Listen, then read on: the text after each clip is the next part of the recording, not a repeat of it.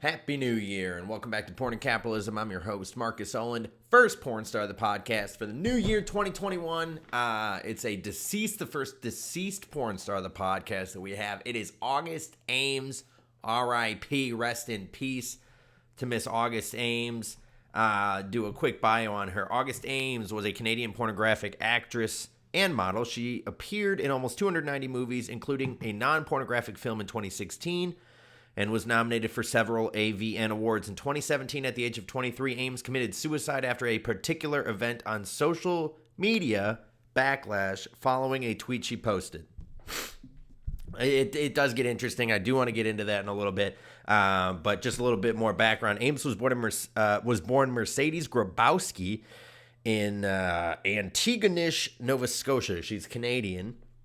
On the 23rd of August, 1994, she grew up in Petawawa, Ontario, and later lived in Colorado Springs, Ontario. Getting it fucked up. She graduated from Oromocta High School. She was of Polish ancestry and also 1/4 African American. There you go. Both her parents were in the Army, and she spent several years as a military brat, including a number of years living beside Canadian Forces Base Petawawa. I don't know where that is. Ames's mother suffered from bipolar disorder. Ames alleged that she was routinely sexually molested by her paternal grandfather as a child, but her father refused to believe her, and at 12 years old, she went to live in a group home. In her early years, she worked as a nanny, animal-assisted aide, and horseback trainer. Wow. That's a tumultuous childhood. That is a very tumultuous childhood, man. Some of these girls have obviously very battered backgrounds, but that is about as battered as it gets right there. As far as her porn career, Ames's career as a pornographic actress began at 19 in November 2013. She has performed, here it says 270 films, so 290, 270, including productions by companies such as Brazzers, Elegant Angel, Evil Angel, Girlfriend Films, Jules Jordan Video, New Sensations, and Sweetheart Video. She was nominated for 4 AVN awards in her lifetime, including 3 nominations for Female Performer of the Year. In 2016, she appeared in the non-pornographic film Model for Murder, The Centerfold Killer. Personal life. She was married to Kevin Moore, a porn producer and director for Evil Angel in 2016. Weeks prior to her death, Ames had confirmed that she had a history of bipolar depressive disorder and dissociative identity disorder, multiple personality disorder, due to a traumatic childhood, stating, "Some days I'll be fine, and if I'm not doing anything, I'll get these awful flashbacks of my childhood, and I get very depressed, and I can't get out of bed and cancel my scenes for like a week or two." So this is now talking about her death. Let's just adjust that. So Ames, it says in December 2017, Ames was due to perform in a pornographic scene, but she withdrew when she learned that the co-star was a man who had performed in gay pornography. On December 3rd, 2017, Ames wrote on Twitter, "Whichever lady performer is replacing me tomorrow for Erotica X News, you're shooting with a guy who has shot gay porn, just to let you know. BS is all I can say. Do agents really not care about who they are representing? Hashtag LA Direct, I do my homework for my body." So that was the tweet that she had sent out because she didn't want to work with this guy. I don't know her background. We can look that up a little bit more, but I do want to get into the rest of this. It says, the tweet drew criticism and abuse from social media users. Jackson Wheeler, a pansexual performer, demanded that Ames apologize or take a cyanide pill, which he later said he regretted. The dude said, this pansexual porn performer said she should apologize or take a cyanide pill. Okay, that is hard shit. Ames was a bisexual performer, defended her right to exercise her sexual autonomy in a subsequent tweet. On December 5th, 2017, 2 days after her tweet, she was found dead in a park. She was found dead in a park in Camarillo, California at the age of 23. Her death was ruled a suicide by asphyxia by hanging by Ventura County Medical Examiner's Office upon her autopsy. Toxicology results revealed that she had cocaine, marijuana, antidepressant sertraline, aka Zoloft, and Xanax in her system at the time of death. Close friends stated that cyberbullying led her to end her life. An investigation into her suicide was covered in the Audible series The Last Days of August by Ron Johnson, so check that out. After her husband, Kevin Moore, encouraged Ronson and his producer to look into cyberbullying that he claimed had led to Ames's death. In the podcast, Ronson investigates the cyberbullying aspect of the story, but then goes further and looks more closely at Moore's role in Ames's death by examining his prior relationships and Ames's history of mental illness. Ronson concludes that a number of people around Ames contributed to the poor mental state that led to her death, and draws comparison between Ames's suicide and the fictional suicide of the young girl J.B. Priestley's play An Inspector Calls. In the wake of Ames's death and the deaths of several other adult performers that year, several initiatives within the industry were proposed to deal with the issue, including the August Project, a hotline conceived by Moore, and Pineapple Support, a nonprofit organization launched in April 2018 by British performer Leah Tanit.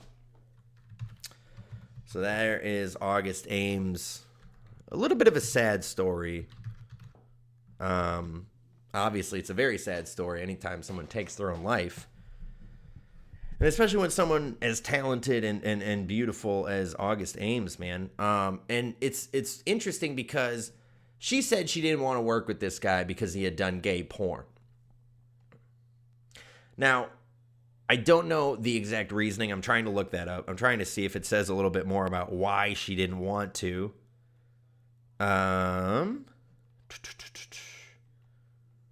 December 3rd, here's the tweet again. I do my homework for my body. I do my homework for her body. She did her homework, okay? And that is something that I do respect. Homework doing. The concern Ames expressed in this tweet refers to what is known in the adult industry as crossover performers, i.e. cisgender males who perform on camera with both cis women and other cis men, or with trans women. Trans men are mostly left out of the crossover classification, as are cis women who perform with other cis women. Some performers and agencies share the view expressed in Ames's tweet that crossover talent is higher risk for STIs than straight male talent. Others see this as others see this standard as homophobic. Oh my God, that edible's kicking in, as well as a flawed rubric for measuring safety. So basically, her thought was, gay porn has more STDs. So that's why she didn't want to work with a guy who had done gay porn. And I think the big thing here is you shouldn't have to fuck anyone. You know, especially when you're looking at someone like August Ames, who had, according to her, had been molested. Now, I believe women. I especially believe women who talk about getting molested by their grandfather as a child. I don't know why women would lie about that specifically. That doesn't seem like it would make a whole lot of sense. Her dad didn't believe her. Maybe he does now. Maybe he's changed his tune. I don't know. And, porn is one of those industries where I think a lot of the people in it have a troubled past. Maybe they've done things or had things done to them that they're not proud of, that they don't want to talk about, that they're ashamed of, and maybe that's why they get into porn. With August Ames, I think it was a situation where she had, you just read that. You read that description, right? You read about her childhood. She was in a military family, probably moved around a lot, lived, you talk to kids who grew up in military families. Sometimes they didn't have the best childhood. Maybe they didn't have the most friends. Maybe the friends they had were assholes. Now, I think we can all relate to that a little bit, but also it says at the age of 12, she went to live in a group home. If you went to live in a group home when you were 12 years old, okay, I'm going to go ahead and guess that you didn't have the best childhood, okay? I don't know too many people who are like, man, I love the group home I grew up in as a kid. It was fun growing up in a group home. Never heard that. Never heard that once. So, for her, I'm sure that did result in some of her mental health issues. It says her mom was bipolar, it says. Bipolar disorder. Mental illness does run in families. Mental illness can be hereditary. Mental illness definitely can be a result of trauma that you face as a kid. And it seems like she faced a lot of that. And then she goes into porn. And this is another thing where I think we don't talk about mental health enough, And obviously this was, 2017, this was almost 4 years ago now. It was about 3 years ago, actually. 3 years and a month. You know, people on social media are so quick to shit on people without even thinking about the mental health of the person on the other end. Because normally the people shitting on them, like I'm sure this guy, what's his name? Jackson Wheeler, this Jackson Wheeler guy who said she should apologize or take a cyanide pill. Sure, I'm sure that guy has some issues too. He's a pansexual porn star. Maybe he doesn't have any issues. But he did tweet that, so that's a little fucked up, right? If we're going to get mad at her for tweeting she didn't want to work with a gay guy or a guy who does gay porn, but we're not going to shit on Jackson Wheeler for telling her to take a cyanide pill. He said he later regretted it. Well, yeah, because she killed herself 2 days later in a fucking park. I'm sure you regret it. I'm sure you do. And, you know, this is a little bit of a different podcast because I'm obviously talking about someone who's passed on, right? You know, every other podcast I talk about a porn star who's alive. You can go and check them out and all this stuff. And August Ames is dead. And she's dead because of cyberbullying. Now, I'm not saying I'm for or against cyberbullying. That's not what this podcast is about. But what it is about is the sexual autonomy to do what you want. You should be able to perform with whoever you want to, and whoever you don't want to, you should be able to say no, right? Are we on board with no? This was right around Me Too. 2017, this was like Me Too time, okay? She got Me Too'd. She was like, you have to fuck that guy. And she's like, no. And I know a lot of people are mad about the reason she didn't want to fuck this guy on camera, right? Because it promotes stereotypes about gay people and STDs. And look, anybody can get STD. You don't gotta be gay, straight, anything. You can get an STD. But at the same time, you know, if you're talking about your job, right? If your job is to have sex on camera, you should be allowed to really choose who you want to work with, right? We've all had asshole coworkers. We've all had coworkers where we're like, dude, that guy brings in the stinkiest lunch, the grossest lunch, and I got to sit next to this fucking guy. We've all had that, right? Imagine if your shitty coworker just kind of gives you AIDS. That would be pretty shitty of a coworker to do, right? And, you know, everyone who got mad at her was like, well, you know, anyone can have STDs. You're right. Anyone can have STDs. But if she is looking at the numbers and the numbers are saying, look, in this community, I think it's a little more likely that STDs are floating around and this and that, and this guy has worked in that, and I just don't want to work with him because of that. I don't want to expose my body to that. And I think the bigger thing here, more so really than just she didn't want to do it, was the whole point about I do my homework. I don't think the agents representing these stars are thinking about that, right? And I think it gets to a bigger issue about just agents in general. I think agents don't do shit. They do shit, but at the same time, and it's really anybody who's representing someone else, right? Whether you're an agent or a politician or even a lawyer, right? If you're representing someone else, yes, technically you have a job to do and you're supposed to represent the best interest of your client. But I think even in porn, it would become very apparent that it's just like, you're not really looking out. You're just trying to make yourself money quickly, okay? Most porn stars are like NFL running backs. They're not going to have a long career, all right? 3 years and they're gone. And if you're representing an NFL running back who has had a history of knee injuries, all right, yeah, you might want to get him paid up front, okay? Because all it's going to take is one Booby Miles injury and all of a sudden you're fucking done, right? Porn, same type of thing. And I'm sure the same mentality is used by the agents where they're just like, look, we need you to do this scene now. Fucking now. We need you to do it ASAP, okay? And I think it's not right. Obviously, it's not right. I think we all know it's not right. But what it does is it creates this weird relationship. You know, Entourage shows it, but in Entourage, it's almost a little bit too Hollywood, too HBO, because they're like, yeah, they're buddies too. Vince and Ari are buddies, right? They're all friends. They go to the bar mitzvah. You know, normally you got to pay a celebrity to go to your bar mitzvah. I'll do it for free, but I'm not a celebrity. And I don't think I would ever get hired for I don't think I would ever get hired for a bar mitzvah. By the way, I was at a show the other day. I will leave it unnamed. Don't want to name the venue. The anti-Semitic jokes that were flying there, pretty ridiculous. Pretty ridiculous. Like, all you do is you watch one comic who is half Jewish, by the way. He tells an anti-Semitic joke. Then the next comic tells an anti-Semitic joke. Then the next one does. And then I go up there and I'm like, the crowd, by the way, loving the anti-Semitic jokes. And I'm a guy, I read the crowd, all right? I like to pay attention. I like to know what's going to happen, all right? I like to watch the comics before me, and I'm like, all right, this material's flying and this isn't, all right? Let me look at my playbook and adjust, okay? I don't pander, but I do make sure that I know the room. There's a difference, okay? Doing your homework, as August Ames, R.I.P, would put it. I do the homework. I watch the sets, and I'm like, anti-Semitic jokes are flying. Okay, let's reach back. Let's grab a couple.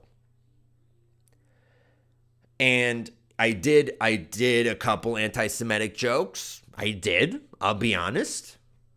And they were funny. They worked. They landed. That's the thing. You know, I do anti-German jokes and I'm German. I do anti-Semitic jokes. Everyone's like, that's racist. I'm like, only because I'm German, right? And they're like, well, no, but that doesn't help your case at all. And I'm like, I understand.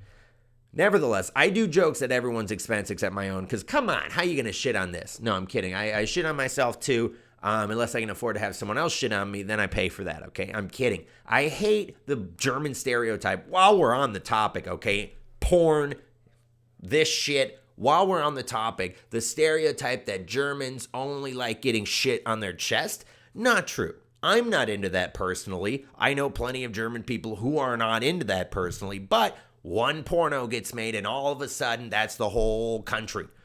Oh, you're German, you like to get your shit on your chest. No, I don't. But that's the thing about stereotypes. And, and this is going back to the August Ames situation, the stereotype about crossover, as we said, crossover gay guys who also do straight porn but also do gay porn have a higher risk of STDs. That's a stereotype, right? Is it true? I don't know. No idea. But if she feels like that, again, she should be able to do what she wants to do. And if people feel like German people like getting shit on, well, do with that whatever you want. I don't know. Shit on a German person. Go for it. See what happens. We're not always the most friendly. I don't know. I don't know if you know history, but sometimes we're not nice. I don't know. German people, like, I generally am an upset person. And people are like, what's wrong? And I'm like, I'm not can I be unhappy? Is that allowed? Everyone's like, why? What's wrong? Nothing particularly is wrong, but I just am depressed. Can I just be depressed? Why does everyone think that they can just solve everyone's issues, all right? I woke up this morning, thought I had fucking pink eye. I don't know. I don't think I do, but that's a great way to start 2021, by the way. Great fucking way to start 2021. And to all the people who really think they're going to have a better year, you're not. And guess what? You had a shitty 2019 too. All these people who are like, oh, 2020 was such a bad year. You probably had a bad 2019. If you had a bad 2020, you probably had a bad 2019. See, I had a great 2020, also had a great 2019, and a great 2018. I'm building up, okay? That's what the fuck I do, okay? And that's why I'm making this podcast today. I'm letting you know 2021 is your year if you make it your year, okay? And if you made 2020 your bitch, you're going to kill it in 2021. If 2020 made you their bitch, you need to reevaluate how you're living your fucking life. Okay, because too many people are walking around being pussies, wearing a mask, and I'm sick of it. Do masks help? I think that's really the question we need to look at, because I've been watching football, and nobody gives a fuck about COVID for Alabama. Nobody does. Nick Saban wore a mask here and there, but then you look at the rest of the staff, you look at how close, it's like, if one person in that organization has it, everyone's been exposed to it. But what are they going to cancel football? They tried that. Everybody lost their mind. They're like, we need something to distract people. They got the NFL rolling, okay? They got it rolling real good. Patrick Mahomes gonna win the Super Bowl. If he doesn't, then I don't know who is. It's probably going to be Patrick Mahomes. This is not a sports podcast, but I think it's important to bring sports into it, okay? Because Patrick Mahomes is the product of the most, popular porn genre interracial. You look at the guy, you're like, is he black? Is he white? I don't know, but he's got a cannon. Am I right? It's Patrick Mahomes. He sounds like he's from Texas because he is from Texas, all right? He's doing the Head & Shoulders commercials. Black people don't even use Head & Shoulders, okay? You ever seen Head & Shoulders in the ghetto? They sell it. It's just funny because it's a Troy Polamalu and Patrick Mahomes commercial for Head & Shoulders. And I'm watching it and I'm like, I know your target demographic is white women. Like, I'm watching the commercial and I'm like, you are trying to sell to white women. The white women dollar is so powerful, okay? It's a strong dollar. And that's what they market towards. Speaking of white women, they ruin comedy shows a lot. They ruin a lot of things, mostly comedy shows and America. There's something about the arrogant white woman. The white woman who feels like the rules don't apply to her. The white woman who feels like she deserves to be in charge no matter what. The white woman who will not listen to anybody, okay, regardless of what they look like. She will not listen to anybody. And at the same time will use the most ridiculous logic to get you to feel bad for her. White women do this thing where they play the victim and pick up the fumble at the same time. It's almost impressive if it weren't so goddamn annoying and ineffective. And this is not a rant about women, okay? I don't feel this way about women. I feel this way about a certain type of white woman. Because we all know who we're talking. And I'm not even talking about Karen. Because Karen is the fat white woman who calls the cops. I'm talking about Lisa. Lisa is the one who organizes events that don't need to happen.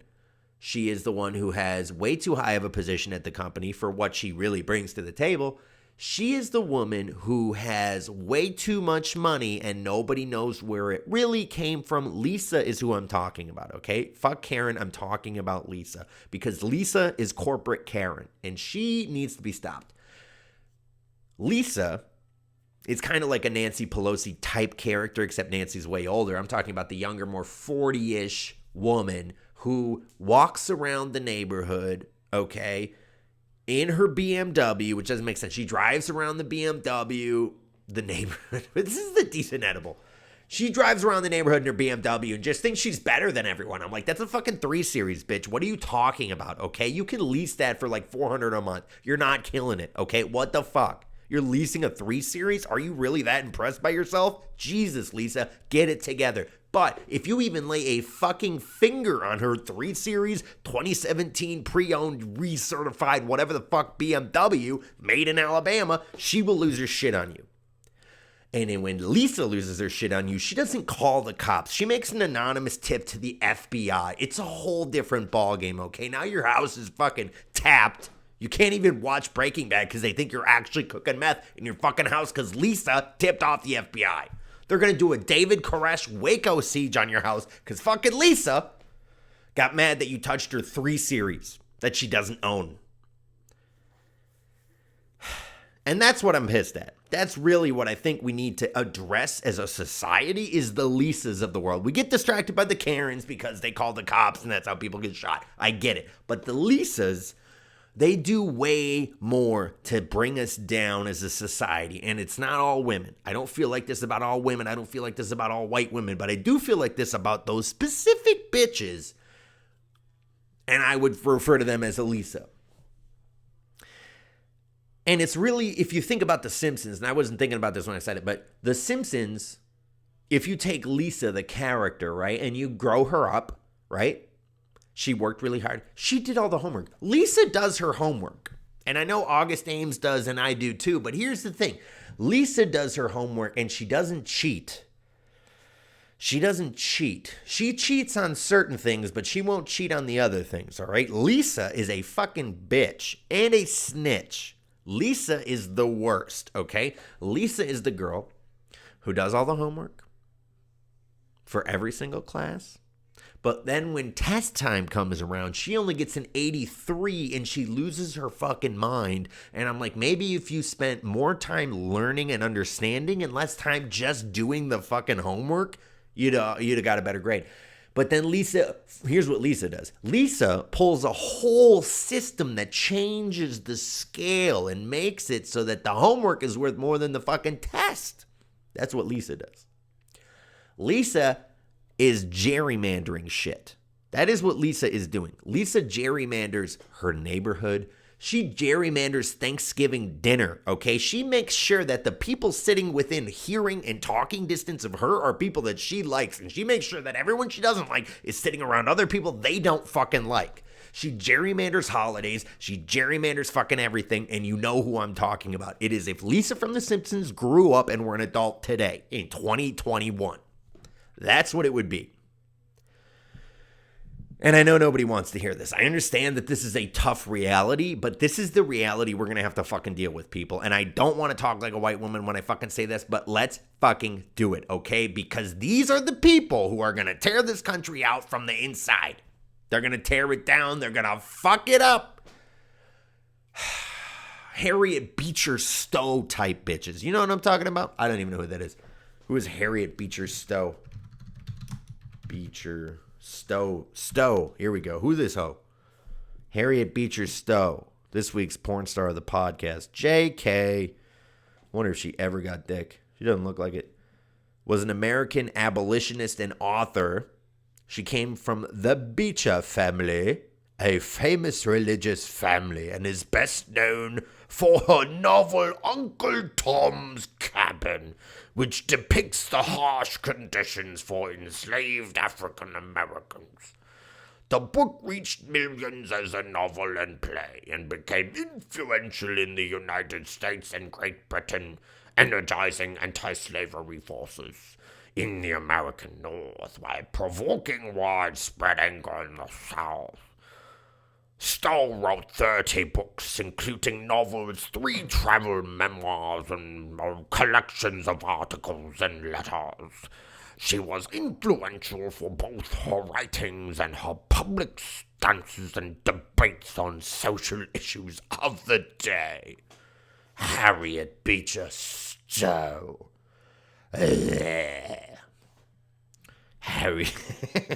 She's from the Beecher. What the fuck is the Beecher family? Are these fucking... They were a 19th century political family. Oh my God. A political family. What a bitch. Fuck this rich white woman. Harriet Beecher Stowe.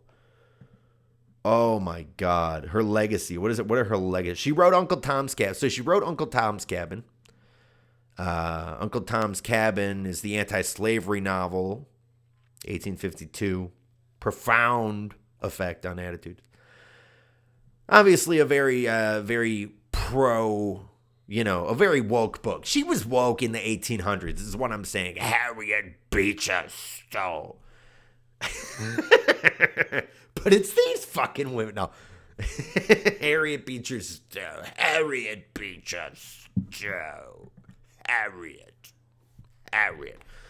She was an outspoken, her father was an outspoken Calvinist preacher man. Was the son of a preacher man? Yes, he was. Yes, he was. What's up, man? Recording this.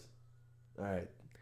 Oh, ain't that the best? Ain't that the best when your shit gets interrupted by the guy who you collect the rent from? Isn't that great? That's what's up. I was just trying to do my Harriet Beecher Stowe impression. Who is this fucking lady? I want to learn more about this lady. Because I feel like she was probably racist. But she also wrote Uncle Tom's Cabin. So I don't know. Maybe she wasn't. Maybe I might be thinking of a different white woman. And I'm not saying we need to stop all white women. But come on. Really? You don't think it would be beneficial if we kind of put the brakes on the white women for a little bit? Those honky hoes need to stop. Honky hoes. I've been listening to way too much country music down here, and I don't think it's good for me. I'll be very honest with you, okay? I've been listening to Willie Nelson, and I always listen to Johnny Cash. Big fan of Johnny Cash. But I think I need to stop listening to all my exes live in Texas. It's having a negative impact on my fucking brain. Harriet Beecher Stowe. I'm trying to learn more about this woman. This woman, in her later years, she purchased property near Jacksonville, Florida. She wrote in the newspaper, I came to Florida the years after the war and held property in Duval County ever since. In all this time, I have not received even an incivility from a native Floridian. Harriet Beecher Stowe. She was the first rich white woman who just moved to Florida when she got old. She was like the first one. I'm going to Florida. Oh, Duval County. I held the property in Duval County. After the start of the Civil War, she traveled to the Capitol in Washington, D.C., where she met President Abraham Lincoln on November 25th, 1862. Stowe's daughter, Haiti, reported, it was a very droll time that we had at the White House. I assure you. I will only say now that it was all very funny and we were ready to explode with laughter all the while. It's like, dude, Abraham Lincoln was hilarious. He was like lols, ROFL like the whole time. Are you guys bored with Harriet Beecher Stowe? Neither am I. In 1850, Congress passed the Fugitive Slave Law, prohibiting assistance to the fugitives and strengthening sanctions in every free state. At the time, Stowe had moved her family to Brunswick, Maine, where her husband was now teaching at Baldwin College. Their home was near the campus. Is protected as a National Historic Landmark. The Stowes were ardent critics of slavery and supported the Underground Railroad, temporarily housing several fugitive slaves in their own home. What? One fugitive from slavery, John Andrew Jackson. Wow, did they always just name him after presidents? John Andrew Jackson wrote of hiding with Stowe in her house in Brunswick, Maine, as he fled to Canada in his narrative titled The Experience of a Slave in South Carolina. London, Passmore, and Albuster. That's the publishing house. London, Passmore, and Albuster. I don't know why I've been doing that, but I feel like every British person goes. Once you hit like 62 in England, you just if you're over 62 and have over £1 million in net worth, you sound like you got the at the end of it. £1 million, my good man. Haul it out from the vault. So that's Harriet Beecher Stowe. I'm not saying I'm anti-Harriet Beecher Stowe, but I am anti-Lisa, okay? Modern Harriet Beecher Stowe, what are you doing? We just need to it's crazy. It's too much. I think it's too much. Ever since I moved down to Texas, I have had this newfound spirit in my soul, a love for what is left of the United States of America, a love of freedom and friendship and people, really. Now, that being said, I don't like everybody. I haven't changed that much. I still hate people, and I get mad generally. But being down here in Texas has given me a new perspective on what I had thought about the South, and I had come down, I've had family that's lived in the South and I've visited family before. I've been to the South before moving here, but in my time as a child in the South, it was brief and mostly vacation. Now as an adult, I look at it from a different perspective and I understand why things are done a certain way in the South. And I really think it's more a lifestyle about, why are you so stressed out, buddy? And that's something I've been asking myself. Why am I so stressed out? Is it the white women? What is it? And I think a lot of the stress in my life, just like most people's lives, I think the stress that we have is something we need to address within ourselves, okay? It's not always, I think we project it onto other people quite often. And I've been trying to figure out, okay, so there's this stress within me, and the South is trying to let it out like a fart. You know, sometimes when you got an upset stomach, your mom will say, did you try going to the bathroom, right? Did you try pooping it out? And then you go to the bathroom, right, and you just rip ass. You don't even poop. You just rip a bunch of ass, and then, you feel better. And I think what's happened since I've come to the South is I've let out a proverbial fart from my soul, and I'm starting to feel just better about the lifestyle. It's more laid back. And look, I don't want to lose my fucking edge because, god damn it, I need it. And I don't think I will. But what it is allowing me to do is slow down in certain aspects, right? Appreciate what you do have. This was a crazy year, 2020. 2021, who knows? But when you're in a place like the South, I think people are just more willing to let you do you, I think traditionally we've looked at the South as very judgmental. In retrospect, though, especially nowadays, versus California, versus Michigan, versus some of the other places that I've lived, I think it's actually far less judgmental. It reminds me more of a place like Amsterdam. Not quite. More like Bavaria, maybe. Amsterdam obviously is super. I don't give a fuck what you do, bro. Do what the fuck you want to do. I'm not going to judge you. California, although they have legal weed, very judgy on a lot of other things. Michigan, very judgy on a lot of other things. Texas, not as judgy, believe it or not. Also, the friendliness is a part of that. I realize someone told me, they're like, the reason everyone's so friendly in the South is everybody has guns. Really, really hard to talk a bunch of shit when everyone has a gun in their car. Now, we went over to a London bar. It's called the Londoner Pub, and we watched some soccer, some football. Blah, blah, blah, blah. We were watching some in a dimly lit, very London-esque bar, and it was fun. I had a lot of fun. Went with some good people, Sarah Tullis, Nick Tullis, my buddy Justin, my girlfriend Genevieve. We went over there, and it was a lot of fun. And people were getting rowdy for I think it was, who was it? Arsenal versus Chelsea. I think that was the late game or the mid game. And, it's a big London rivalry, right? So everyone was getting into it. But I was thinking, having been to London and having been to England and to games over there, I can't imagine that there would be one bar where fans of both teams would be watching that game with each other. They would be beating the living shit out of each other if they were watching it in one bar, okay? That shit can only happen in Texas. Only in Texas can you take people who fucking hate each other, put them in one bar, get them liquored up, and by the end of it, they're like, yeah, I'm not trying to start any trouble, buddy. Because if you do, you walk outside of that dimly lit pub where you really think you feel like you're in London. You walk outside into the bright Texas sun, and you're like, oh my God, we're in Texas.